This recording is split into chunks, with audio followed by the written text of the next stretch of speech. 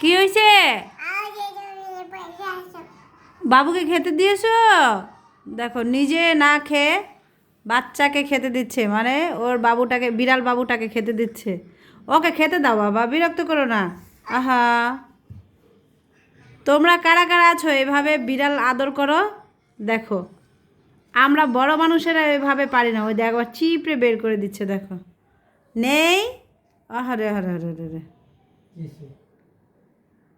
নেই বাবা নেই, দাও বিড়াল থেকে খেতে দাও। দেখো আর হাতটাকে চেটে খাচ্ছে, দেখছো?